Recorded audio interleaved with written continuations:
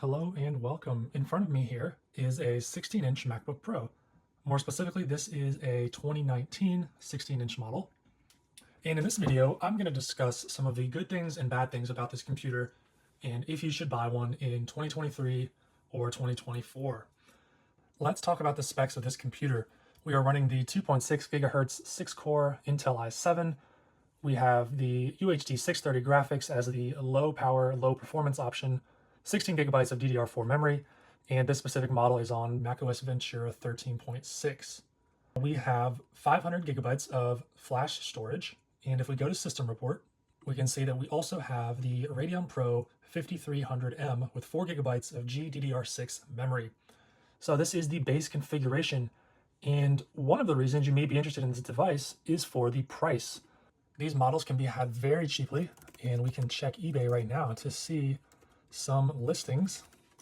This specific model I think was just over $500. So what we'll do is we'll do buy it now, and we will sort from price low to high. So we've got, let's see, I did 16-inch, yes. We're looking at some 13-inch models here. Here's a 15-inch from 2019. Where is the first 16-inch? Here's one, but I can see it's got a line in the screen, so we're going to keep looking. Okay, here we go. This looks to be the cheapest functional 16-inch MacBook Pro. The front of it looks good. The screen appears to be in good condition. Keyboard looks good. I'm not seeing any damage anywhere on this device. If we check the description, 350 battery cycles, chargers not included, and this has the base configuration specs. So $540 plus tax plus the cost of a charger if you don't have one. That's a pretty good deal for one of these, considering the price of the new 16-inch MacBook Pro. If we take a look at Apple's store, in the 16-inch tab, we can see that the base configuration is $2,500 US. Now also what we can do is we can look at the refurbished store, and we can find the M1 model. So there we go. So the base configuration M1 Pro 16-inch at $1,929. So the savings on a 2019 model are significant. I mean, this is almost a fourth of the price of even a refurbished M1 Pro. So now let's talk about what makes this computer good and bad. Some of the good things are the display. This thing has a 16-inch Retina display that looks amazing. It is pretty bright, although it is only 60 hertz, so you miss out on ProMotion from the M1 Pro and the M2 models. But if you've never had that, you're not going to notice a difference at all. And the display looks great. It's got really thin bezels here on the sides, and even the top bezels are not very significant. The colors are good, and it is great for viewing photos. So here we have a 4K HDR video, and you can see that the true blacks are just not there for this device because this is just a regular LCD display. It's not OLED, it's not mini LED. So these sides are not going to give you that true black experience. Now, if we load up another 4K HDR video, this time with lots of colors, the display looks really nice. It is plenty bright for the room I'm in right now, and the colors are vibrant and they look really good. So A+ for the display, and to complement the display are the speakers, which sound amazing as well.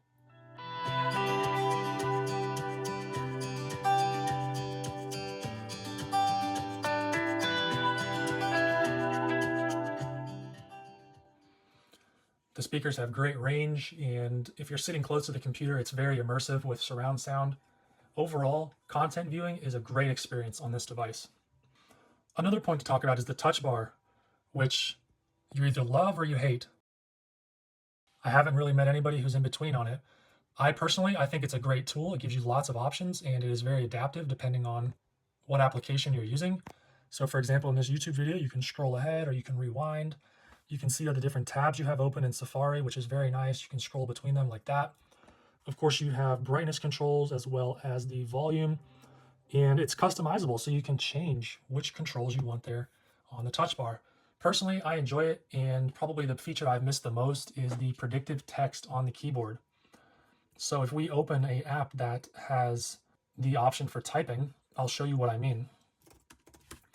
So as we type, you can see that it's going to predict the next words that are being typed on the screen.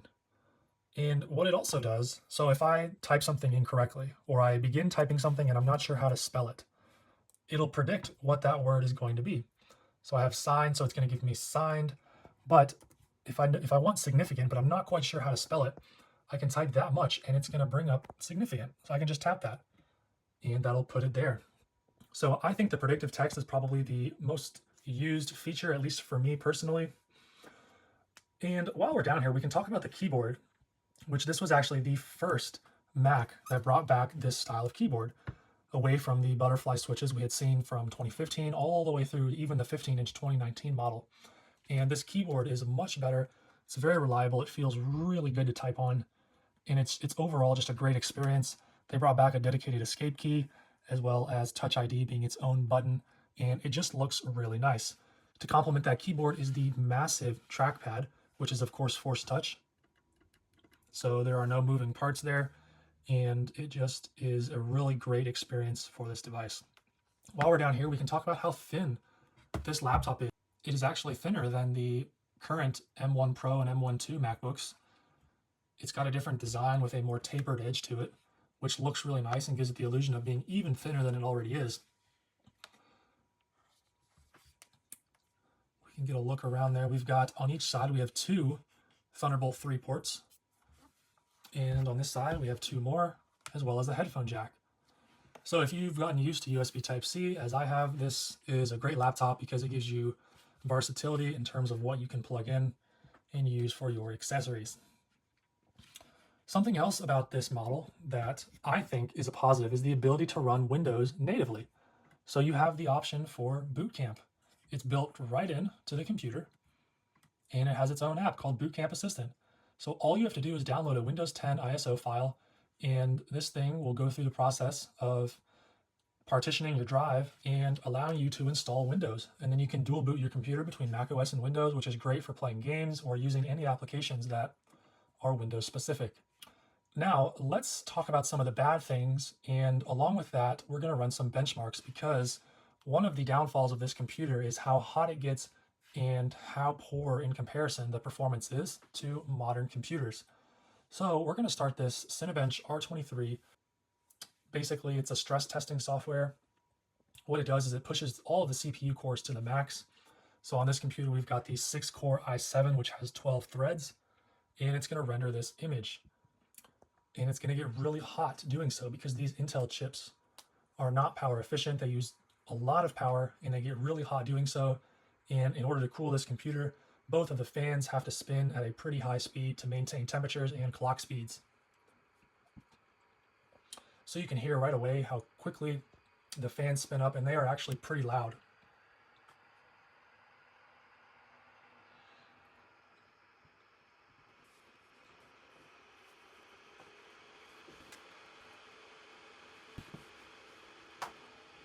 So as this test comes to a conclusion, listen to that fan noise.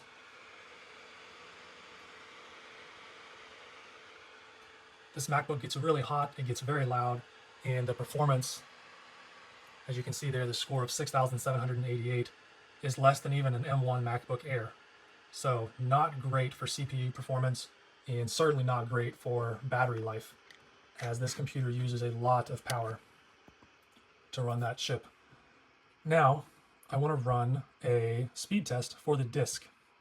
Now, the SSDs in these models are very good, and both the read and the write speeds are plenty quick. The computer boots in, I would say, about 10 seconds, if that, between 10 and 20 seconds, depending on how full your drive is. And we're getting read speeds and write speeds around 2,500 megabytes per second, which is great. You can edit videos, you can do photo work. I mean, this is a high performance drive.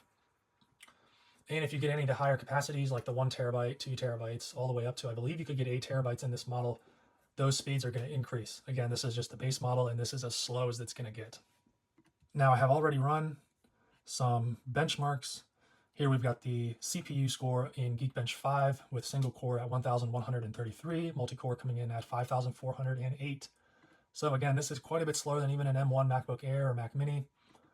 And the OpenCL score, which is a graphical performance test, we ran this using the Radeon Pro 5300M, scored 25,000, which is actually a little bit better than the M1 models. So the GPUs in these computers are very respectable. Again, this is just the base configuration, the 5300M. You could spec this thing out with the 5500 and even the 5600 with up to 8 gigabytes of VRAM. Something else to keep in mind with this computer is, of course, it's running macOS Ventura, and it is going to get macOS Sonoma, which was just recently released. There we go. There is the macOS Sonoma update. And I fully expect this MacBook to get the macOS version 15.0 next year. And it's hard to say if it's going to get updates after that, based on how quickly Apple has been dropping support for these models. I could see Apple phasing out this specific MacBook as soon as even 2024, 2025. I don't think you're going to get more than 2 years of macOS updates for this computer. But overall, do I think you should buy one of these? If your budget is $600 or less, then yeah, I think this is probably one of the better laptops you can get. It's going to be a close tie between this and the M1 MacBook Air. But again, this computer can do some things that that model cannot. You've got the big display, you've got better speakers, you have 2 more ports, as well as the ability to run Windows through Boot Camp, and you've got better graphics, as well as the ability to output to 2 more external monitors. This is still a good computer, and if you don't mind it getting warm with some excessive noise from the fans, as well as worse battery life, then I think this model is still very able to hold its own in 2023. It looks great. It charges with USB-C, and overall, I think it's a really good computer. But if you have the ability to get a 14 or 16-inch M1 Pro or even the M2 Pro MacBook models, then definitely go for those. I hope this video has been helpful, and I hope it's been beneficial as you look for a new MacBook. Thanks for watching, and I hope to see you again in one of my future videos.